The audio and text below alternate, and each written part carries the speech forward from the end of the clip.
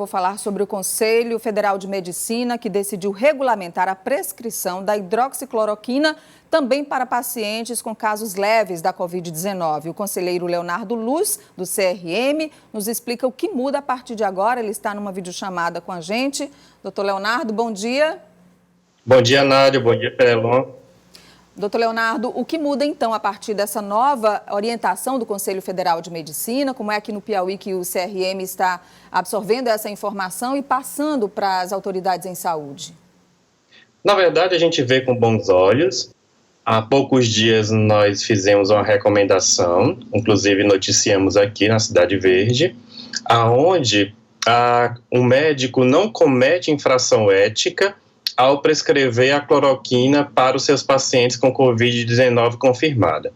O que muda nesse parecer especificamente do Conselho Federal? É que, na verdade, ele traz a questão do uso precoce, né, da cloroquina, da hidroxicloroquina, e não só nos casos mais graves, como via sendo colocado antes.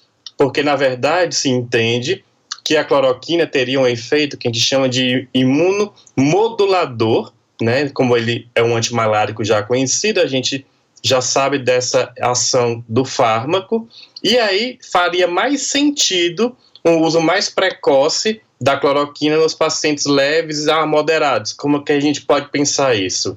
É como se a medicação agisse antes do vírus entrar na célula do ser humano. E aí, de fato, é que estaria justificado esse uso mais precoce. Queria justamente que o senhor explicasse aqui para os nossos telespectadores em que momento, em que tipo de sintomas é considerado esse uso precoce. Ou seja, não é pacientes com quadros mais avançados ou com sintomas mais graves da doença, mas a partir de que momento, de que sintoma exatamente o médico já tem condição de dizer esse paciente sim é orientado para receber a prescrição da hidroxicloroquina? Na verdade, o parecer do Conselho Federal, ele deixa isso muito aberto, né? Porque ele possibilita que o uso seja desde sintomas leves a moderados. Por exemplo, uma tosse seca um pouco mais persistente que incomode mais o paciente, se esse paciente testar positivo, ele já pode utilizar. E aí isso foi a outra novidade que traz o parecer. Ele sempre amarra com a questão da positividade do teste. Um sintoma moderado, incluindo a tosse, uma febre e uma falta de ar leve a moderada que não necessite intubação, por exemplo, também pode ser utilizado. E com a ressalva de que todos os pacientes devem ser informados que isso é um tratamento que nós chamamos de um uso compassivo, ou seja, ele é utilizado na ausência de outro tratamento que a gente ainda não tem, um tratamento específico para a COVID, e aí a gente está autorizado a introduzir essas medicações. E aí, só falando e complementando o que eu estava ouvindo aqui a reportagem, que na verdade, aqui no Piauí, a gente ainda está um pouco no escuro em relação a Pernambuco, porque a gente não sabe ainda se a gente está numa curva ascendente ou se a gente começou a testar agora, né, mais de uns dias para cá, começou a testar mais, se agora estaria ou não em uma curva ascendente, né? Então, isso é informação relevante para você também.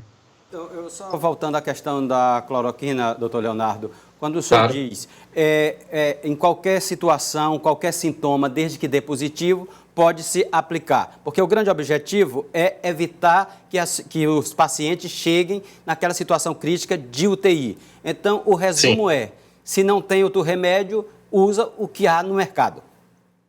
Isso, porque a gente não tem estudos muito aprofundados sobre a eficácia ainda, né? Tem alguns trabalhos até que mostraram que piorou, alguns trabalhos mostraram que melhorou, e tem muitos trabalhos ainda para saírem, né? Então, na verdade, a gente está optando por utilizar esse arsenal que seria hoje. Inclusive, o Conselho Regional oficiou a vigilância e até a agência a Anvisa, no sentido de poder as farmácias venderem fracionado, né, a medicação, porque uma caixa geralmente vem 30 comprimidos. Isso daria para tratar, em média, 5 pacientes. Então, na verdade, seria um uso racional, né, desse fármaco estando mais disponível para a população de modo geral. O paciente, ou a família do paciente, precisa autorizar para que seja feito esse uso? Sim, o paciente ele deve ser informado existe a assinatura de um termo de que a gente chama de consentimento livre e esclarecido, e aí é onde o paciente ou o familiar, na impossibilidade do paciente responder por si, né, deve ser informado quanto e registrado a sua autorização desse fármaco. Leonardo Luiz, o uso da hidroxicloroquina prescrita pelo médico na avaliação do quadro geral de saúde do paciente pode ser administrado também em casa ou apenas em ambiente hospitalar? Também em casa, na verdade.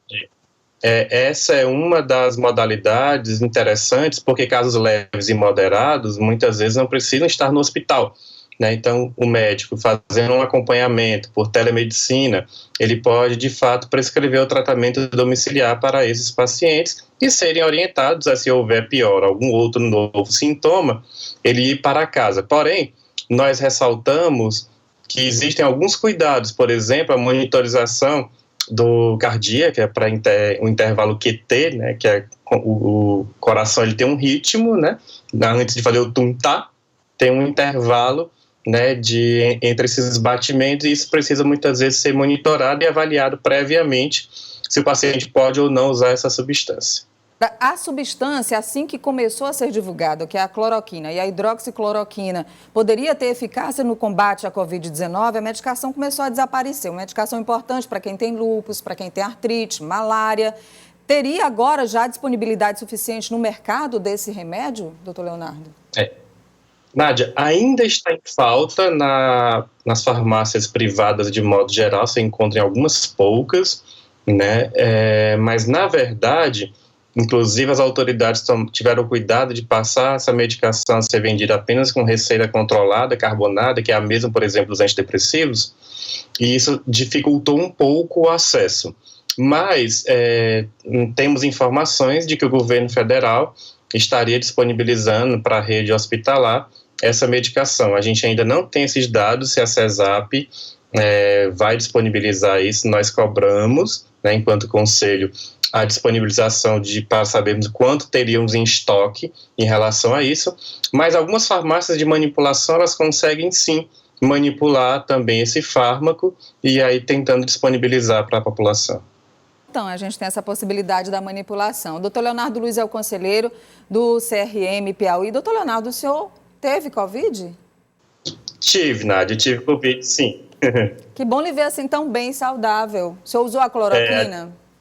Não, eu não usei cloroquina, Nádia, não precisei usar cloroquina. Eu tive sintomas bem leves, tá?